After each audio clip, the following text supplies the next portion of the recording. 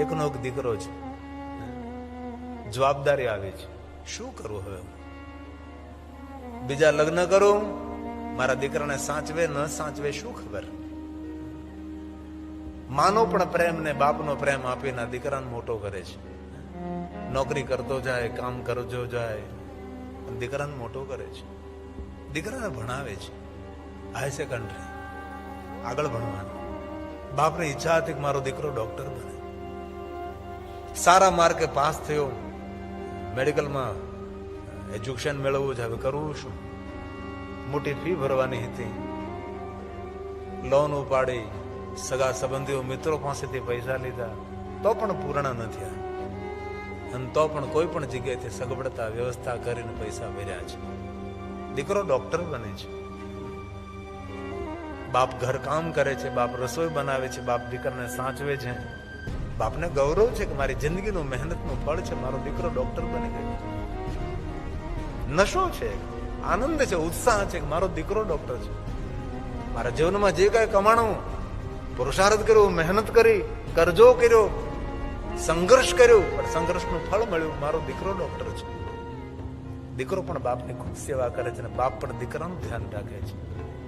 એક દિન બાપ અને દીકરો બંને સાથે ભોજન કરતા હતા અને બાપે ધીમેકથી પૂછ્યું, બેટા હવે તારા લગ્ન કરી લેવા જોઈએ, આપણું ઘર હર્યું ભર્યું લાગે છે, તારા કોઈ ધ્યાનમાં?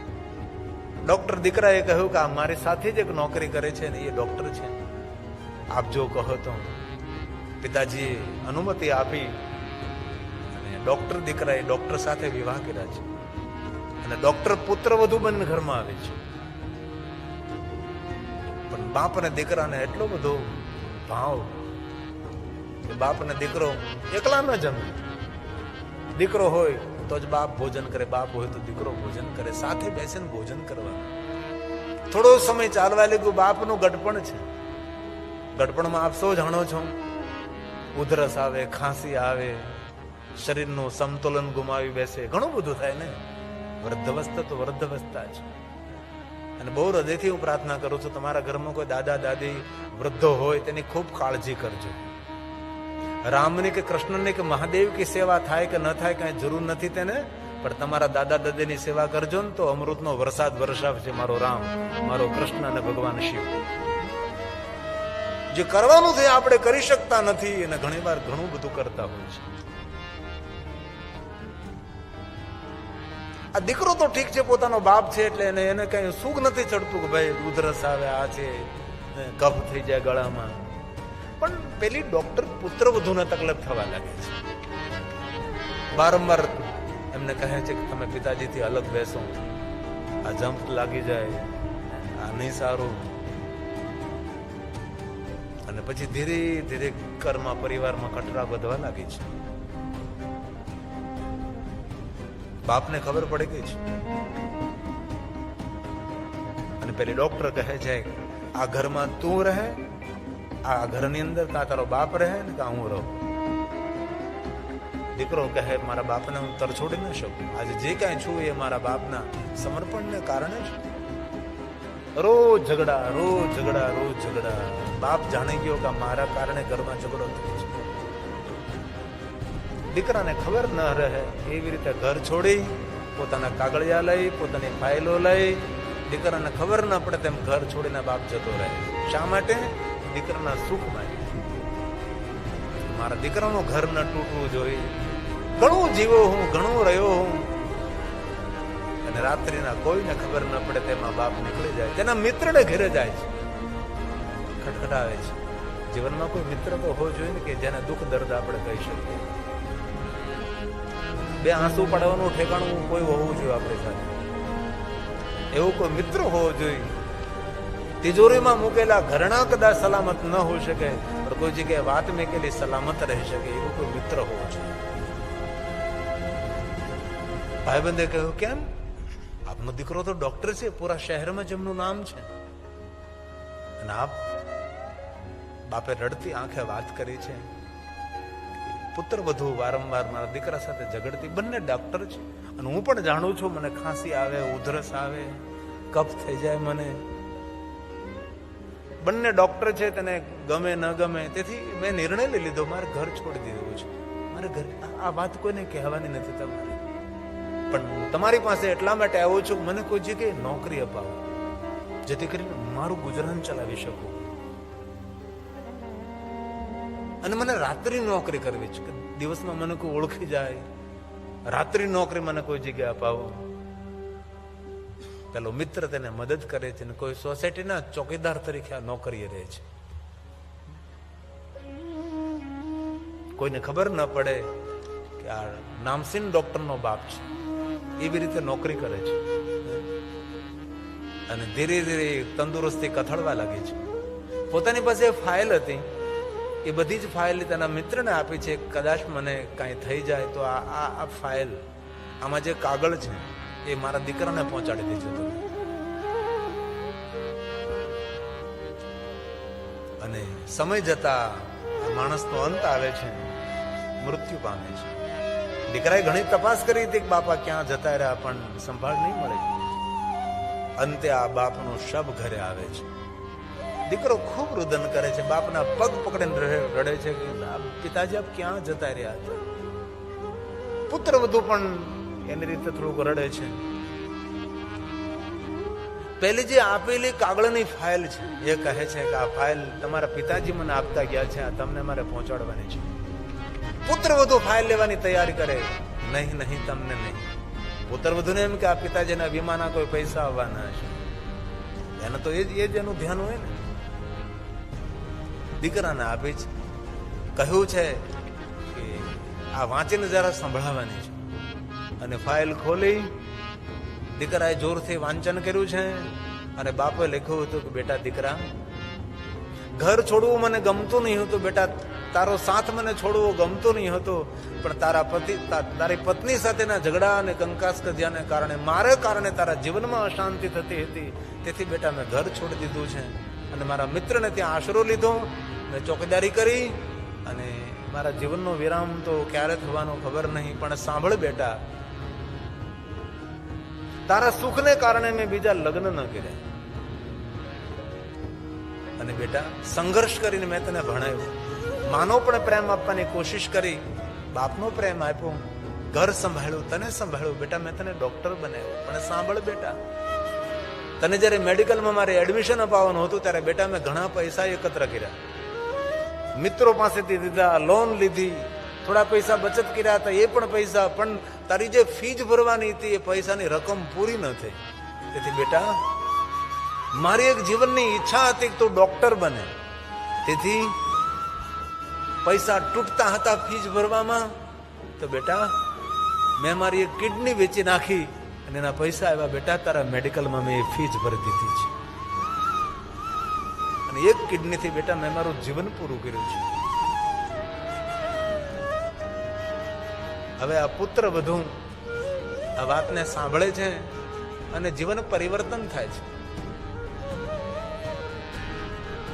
અને મૃત્યુ પામેલા સસરાના પગ પકડીને માથા પછાડે છે કે બાપુજી, હું તમારા બલિદાનને સમજી ન શકી, મને ક્ષમા કરજો.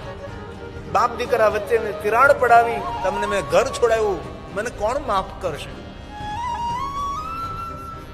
હવે આ પુત્ર વધુ સસરાના ચરણમાં માથા પછાડીને રડે છે. પણ આ જિંદગી આખે આ પુત્ર વધુ માથા પછાડતી રહેશે, તો દેવ જેવો સસરો પોતાના પતિ માટે જે પિતાએ બલિદાન આપ્યું છે, એવા પિતા તેને ફરી પાછા નહીં મળે. તેથી મારી બહેનોને ખૂબ મારી પ્રાર્થના છે, તમારો પતિ સંસ્કારી છે, એટલું યાદ રાખજો, એના બાપે ને એની માએ તેને સંસ્કાર આપ્યો છે.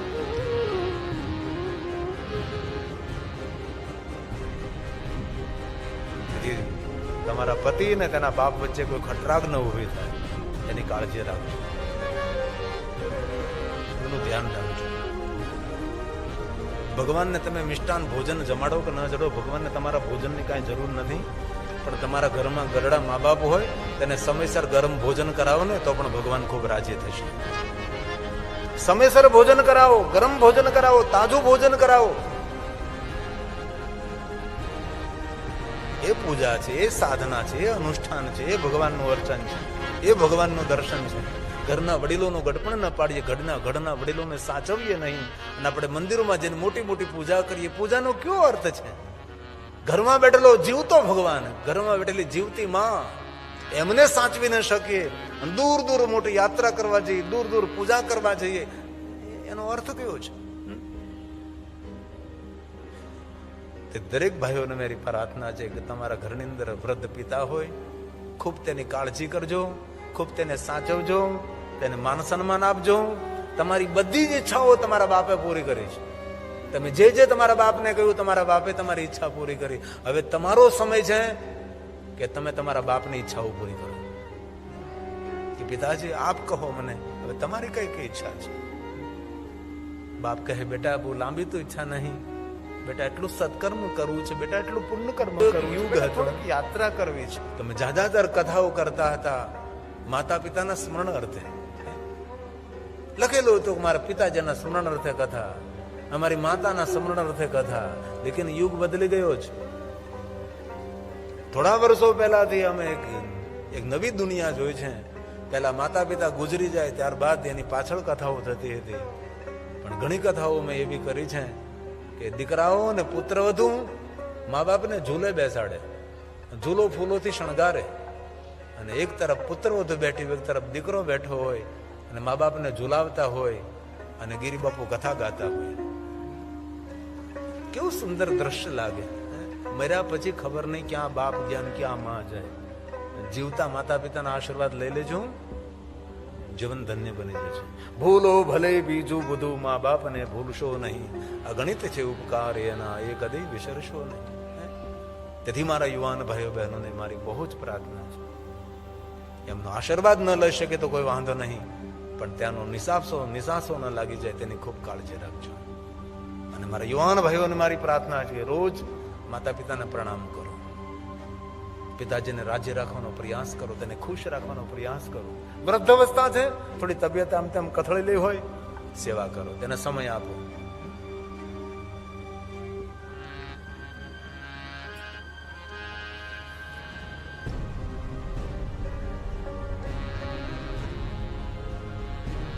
ભૂલો ભલે બીજું બધું, મા બાપને ભૂલશો નહીં.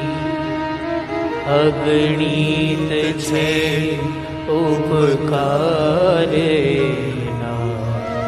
એ વિસરશો નહીં. ભૂલો ભલે બીજું બધું, મા બાપને ભૂલશો નહીં. મા બાપને ભૂલશો નહીં. મારી બહેનોની પ્રાર્થના છે, તમારા દીકરાને તમે શ્રવણ કુમાર બનાવવા માંગતા હો. દરેક બહેનોની ઈચ્છા કે મારો દીકરો શ્રવણ કુમાર, તો કે માતા પિતાની સેવામાં શ્રવણ કુમારનું પહેલું નામ છે. દીકરો કેવો તો શ્રવણ કુમાર જેવો, કેવો તો કે માતા પિતાની સેવા કરનારો શ્રવણ કુમાર. તમારા દીકરાને તમે શ્રવણ કુમાર બનાવવા માંગતા હોય તો તમારા પતિદેવને શ્રવણ કુમાર બનવા દેજો, તો તમારો દીકરો શ્રવણ કુમાર બને. કે તમારો પતિ એ પણ કોઈનો દીકરો તો છે ને ભાઈ. તમારો પતિ જો શ્રવણ કુમાર બને તો તમારો દીકરો શ્રવણ બને. સેવા ચાહો તો સેવા કરજો.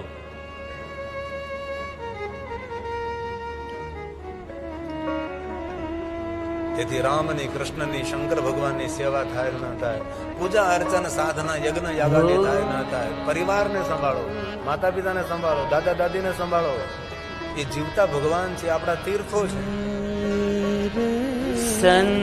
સંતાનથી સેવા ચહો, સંતાન છો સેવા કરો. સંતાનથી સેવા ચહો, સંતાન છો સેવા કરો.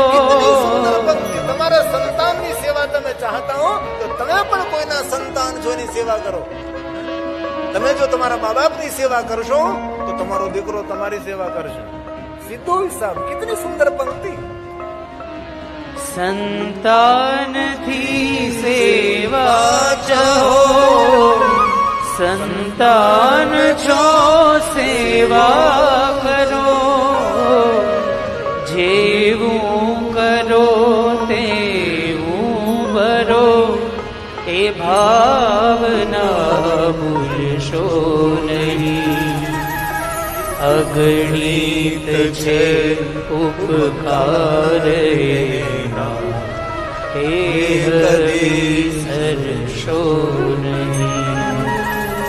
ભૂલો ભલે બીજું બધું, મા બાપને ભૂલશો નહીં.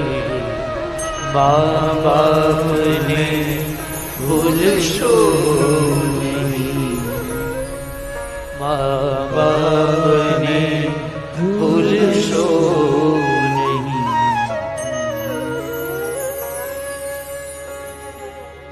ये नारद का सबसे बड़ा संदेश है. पिता के साथ हमारा कैसा बर्ताव होना चाहिए. કોઈ દિવસ કરીશ માતા પિતાની પરિક્રમા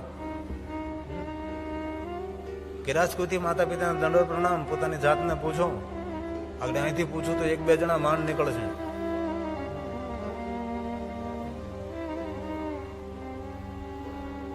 પ્રણામ ન કરો તો કોઈ વાંધો નહીં, દંડવત પ્રણામ ન કરો તો કોઈ વાંધો નહીં. સારા મોઢે હસતા મોઢે મા બાપને બોલાવો ને તો પણ ઘણું સારું છે.